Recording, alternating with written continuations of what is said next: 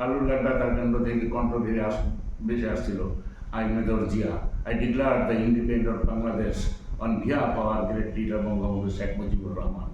উনি স্পষ্টভাবে কথা বলছে, শেখ মুজিবুর রহমানকে সম্মান করে সে ঘোষণাটা দিচ্ছে। তাহলে জিয়াউর রহমান হলে মূলত স্বাধীনতার ঘোষণা দিচ্ছেন এবং 11টা সেক্টর গঠন করে সে যুদ্ধ চাপায় বললেন। সে সরাসরি যুদ্ধে নেমে গেল। ইন্ডিয়ার মনোবৃত্তি ছিল এটা, এই দেশটা আমরা দখল করে নিল যুদ্ধের মাধ্যমে।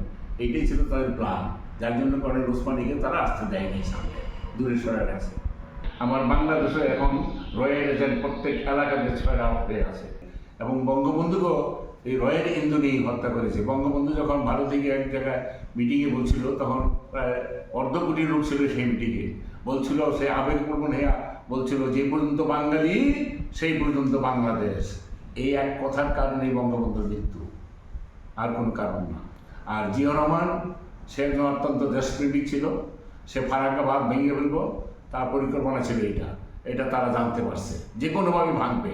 এটা ভারত চীনের সাথে আঘাত করে, চীনের সাথে তার একটা গোপন চুক্তি হয়েছিল জিয়াউর রহমানের, যার জন্য উনি এই জন্য খাল কাটার প্রোগ্রাম করতেছিল, যাতে পানিতে যেন বাংলাদেশ ভাসে না যায়। এই খালে যেন পানি আসা জায়গা নেয়, তখন উনি এই ফারাক্কাবাদ ভাঙবে। এইভাবে সে 5 বছর পরিকল্পনা করেছিল, খাল কাইটা তারপরে ফারাক্কাবাদ ভাঙবে সে জিয়াউর রহমান। এই জিয়াউর রহমান কাল হয়ে গেল। ইরান যখন যেভাবে এখন বিদেশি শত্রুদেরকে, বিদেশি এজেন্টদেরকে, বিদেশি দালালদেরকে ইরান থেকে বিতাড়িত করতেছে, তাদেরকে হত্যা করতেছে, নিধন করতেছে, আমার বাংলাদেশে এখন রয়্যাল এজেন্ট প্রত্যেক এলাকাতে ছড়া হয়ে আছে। এদেশে কোথায় কী হচ্ছে, কী দিতেছে, সেনাবাহিনী কী করতেছে, বিমান বাহিনী, নৌবাহিনী তারা কী করতেছে, সমস্ত তথ্য ভারত চলে যেতেছে। এই ব্যাপারে সরকারের সদস্য। আচ্ছা, একটা জিনিস আমরা সবাই বিতর্কের ভিতরে আছি, যে অনেকে বলে যে 26শে মার্চ ঘোষণা করছে বঙ্গবন্ধু শেখ মুজিবুর রহমান, আবার অনেকে বলেন যে শহীদ প্রেসিডেন্ট জিয়াউর রহমান। তো আপনি যেহেতু ওই সময় তাদের সঙ্গী ছিলেন, যোদ্ধা ছিলেন, ঢাকা জেলার মুক্তিযোদ্ধা ওই ইউনিট চিফ ছিলেন, তো আপনি একটু বলবেন যে আসলে কে এটা ঘোষণা দিয়েছেন? 7ই মার্চে সরাইল উদ্যানে আমি একদম ফ্রন্টে ছিলাম, মহিলাদের যে বেষ্টনী ছিল তারপরেই আমি ছিলাম, আমার সাথে বহু লোক ছিল।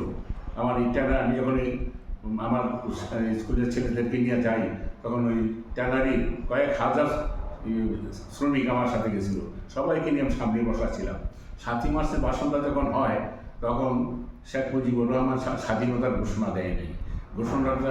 ঘোষণাটা দেয়নি, চেষ্টা করেছিল আব্দুর নুর আলম সিদ্দিকী, শাহজাহান সিরাজ, আব্দুল কুদ্দুস মাখন, তারপরে সিরাজুল উলুম খান, ওরা চাচ্ছিল স্বাধীনতা সে সরাসরি ঘোষণা দেয়। এটা আমি তখন জানতে পারছি এরপরে থেকে, কিন্তু সেটা দেয় নাই। কিন্তু তখন সারা জাতি হয়তো বিভ্র হয়ে পড়লো যে কী করে, এখন আমরা কী করব। সেনাবাহিনী, পুলিশ, আর্মি, সাধারণ মানুষ, ছাত্র, যুবক, কৃষক, শ্রমিক, যারা স্বাধীনতার জন্য লড়াই করতেছিল, আন্দোলন করতেছিল, তারা সবাই হয়তো বিভ্র হয়ে গেল। ঠিক এমনি সময় কালুরঘাট বেতারকাণ্ড থেকে ঘোষণা আসলো, I major Zia, I declare the independent of Bangladesh on behalf of our great leader Bangabandhu Sheikh Mujibur Rahman. তখন সারা বাংলাদেশের মানুষ আবার ঝাঁপাইয়ে পড়লো যুদ্ধে। এটাই ছিল স্বাধীনতার 7ই মার্চের মূল।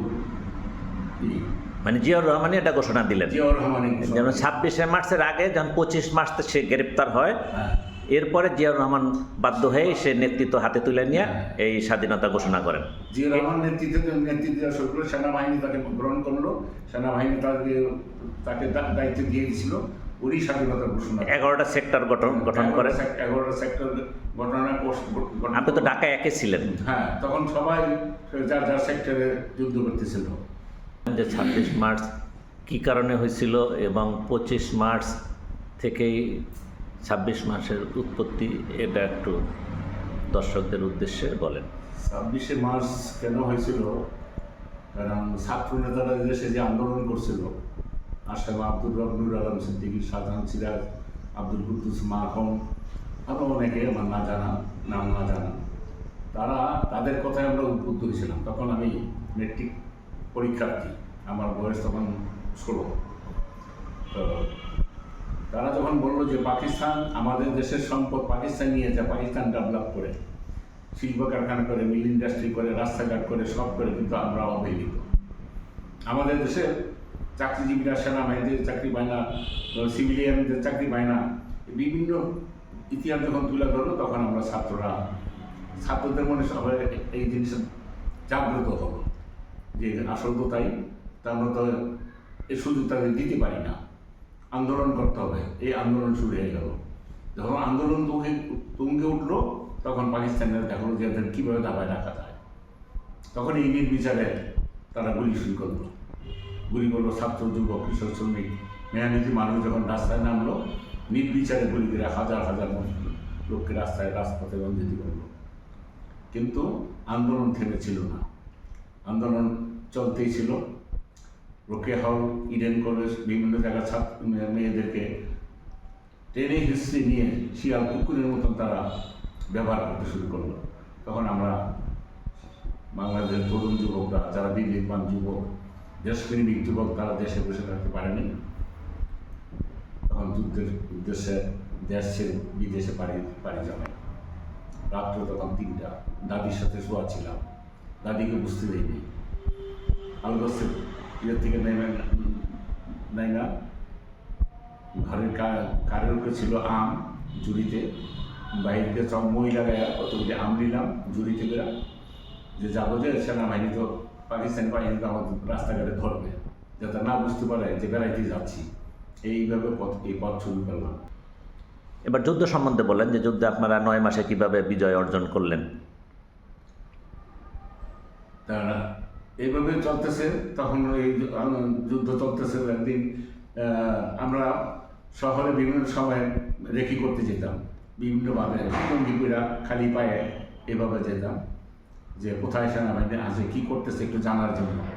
তো লাস্ট টাইম আমাদের একটা ক্যাম্প ছিল, আমাদের এখানে হরজতপুরে আমাদের একটা ক্যাম্প ছিল। তার মুসলমান মন্টু ভাইয়ের ছোটো ভাই হোসেন ছিল এটার দায়িত্বে, আমিও ছিলাম সেটার ডেপুটি হিসাবে। ওখানে আমরা 13 জন ছিলাম। আচ্ছা, আমরা তো জানি যে আপনার 2 এপ্রিল কেরানীগঞ্জে পাক সেনারা আপনার করছে, হামলা দিছে কেরানীগঞ্জে। তো এই সময় যে আপনারা হালকা অস্ত্র দিয়ে পাকিস্তানি 2টা যুদ্ধ বিমান ভূপাতিত করেছিলেন। একটা বিমান কেরানীগঞ্জ মডেল থানার মনু ব্যাপারে ঢাল এলাকায় আপনার পড়ছিল, আর একটা হইল আপনার এই সোনাকান্দা এলাকায় আরেকটা বিমান পড়ছিল। তো এটা আপনারা কিভাবে এটা ভূপাতিত করছিলেন? এটা হয়েছে তখন যে যারা প্লেন ড্রাইভ করতেছিল পাকিস্তানি পাইলটরা, তারাও একটু খুব ইয়েতে ছিল। আর আমাদের যারা মুক্তিযোদ্ধার ওই এলাকায় ছিল, তাদের হাতে এই স্টেনগানও ছিল, LMG-ও ছিল, SLR-ও ছিল। হয়তো আবার LMG দিয়ে ব্রাশ ফায়ার করছিল, সেটা লেগে গেছে। হ্যাঁ, দোনো গ্রুপে 2টা এইভাবে ওই প্লেনগুলি ক্রাশ হয়েছে। আমাদের মুক্তিযোদ্ধাদের আঘাতেই এই প্লেন ক্রাশ হয়েছে।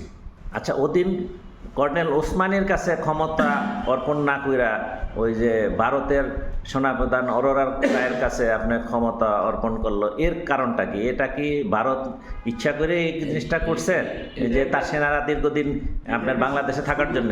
শুধু বিশাল ষড়যন্ত্র, ভারতের একটা বিশাল ষড়যন্ত্র। এই স্বাধীনতাটা ভারতের জন্য হয়েছে, আর এই পাকিস্তানিদের জন্য হয়েছে স্বাধীনতাটা। হ্যাঁ, আমরা যুদ্ধ করছি, কিন্তু আমরা তখন যুদ্ধ করছি আমাদের নিজের রক্ষার জন্য। কিন্তু এই ভারত চাইছে পাকিস্তানিদের কীভাবে 2 টুকরা করা যায়, আর তাদেরকে দুর্বল করা যায়, তাহলে আমাদেরকে সারা জীবন চুষা খাইতে পারবে। পাকিস্তানও তারা এইভাবে লুণ্ঠন করে খাবে। এটাই ছিল ভারতের মূল উদ্দেশ্য। আসল স্বাধীনতাটা ভারত এইভাবে চায় নাই, উদ্দেশ্য ছিল তার স্বার্থের জন্য সেইটা করছিল। আমাদেরকে সেখানে জায়গা দিচ্ছে, সেল্টার দিচ্ছে, সবই ঠিক আছে, কিন্তু তার স্বার্থের জন্য, যে স্বার্থ সে গত 50 বছর লুণ্ঠন করছে বাংলাদেশ থেকে। ইন্ডিয়া থেকে যেদিন এই প্লেন আসলো, সেদিন এই হরজতপুর বৌমরা গান্ধী গ্রামের উপর দিয়া তখন মাসখালায় গাছ ছিল, এখানে আমার একটা বাড়ি ছিল, আলগা বাড়ি। এই বাড়িটাই আশেপাশে কোনো বাড়ি ছিল, এই বাড়িটা ছিল। এই বাড়িতে বড় বড় 2-3টা ঘর ছিল, টিনের ঘর ছিল। তো ওই পাশের 2-3-4টা মাসকালাই গাছ জমি ছিল। যখন প্লেনটা যায় ড্রাইভ দিয়া, মাসকালাই গাছগুলি সব শুয়ে পড়ছিল। এত নিচ দেখ আসছে, নিচ দেখ গিয়ে মোহাম্মদপুর গিয়েই একটা ড্রাইভ দিয়ে একটা বোম্বিং করবো। তখনই আমরা বুঝতে পারলাম যে এটা তো আমাদের পক্ষের আসলে। আমরা ওইখান থেকে মার্চ করা শুরু করলাম। মার্চ করে ওখানে হাঁটতে হাঁটতে হাঁটতে হাঁটতে হাঁটতে হাঁটতে এই আমার বাড়ির সামনে দিয়ে আমরা হাঁটতে হাঁটতে সারা এই রাত্রে থেকে শুরু করে রাত্রে গেলাম ইয়েতে আপনার জিঞ্জিরা গেলাম পর ওখানে আমাদের খানা রেডি করছিল, খানা বাউন্সরে খানা রেডি করছিল, আমরা খাইতে পারি নাই, পাক হয় নাই, গেছিলাম যে জিঞ্জিরও খানা রেডি করছিল। ওখান থেকে আমরা নদী পার হয়ে গেলাম ইকবাল হলে যাই ওইখান থেকে যে কোনোভাবেই একটা গরু ভেঙে যাওয়া ফেরা ইকবাল হলে যত টেবিল আসছিল এগুলি পুইরা এই গরু সিদ্ধ করে আমরা কোনো রকমের 2 দিনের খাবার একবেলা খাইলাম। এই ছিল আমাদের ইতিহাস।